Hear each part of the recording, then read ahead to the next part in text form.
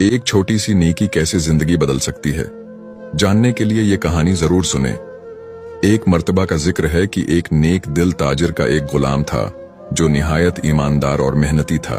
एक दिन ताजिर ने गुलाम को रकम देकर बाजार भेजा ताकि वो कुछ सामान खरीद ले।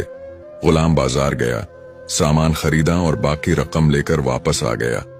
रास्ते में उसने देखा कि एक गरीब आदमी बौका बैठा है। गुलाम को इस पर रहम आ गया और उसने अपनी जेब से कुछ पैसे निकालकर इस गरीब को खाना खिलाया। जब वो मालिक के पास पहुंचा तो ताजिर ने उससे पूछा, क्या तुमने तमाम रकम वापस ले आई? गुलाम ने ईमानदारी से जवाब दिया, जी हां, लेकिन मैंने अपनी जेब से एक भूखे को खाना खिलाया। ताजिर बहुत खुश हुआ और कहा, जो कुछ तुमने अल्लाह की राह में दिया वो जाये नहीं होगा, बल्कि अल्लाह तुम्हें उसका कई गुना बदला देगा। चंद दिन बाद अचानक उस ताजिर का कारोबार पहले से ज्यादा तरक्की करने लगा।